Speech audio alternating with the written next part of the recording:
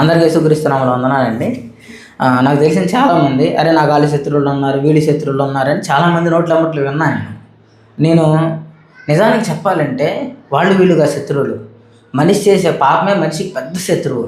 ఆ పాపం కలిగించే నష్టం మనకు అర్థం కాక అలా ఉన్నాం కానివ్వండి, ఆ నష్టం మనకు అర్థమైతే అలా 5 నిమిషాలు కూడా కూర్చోలేము.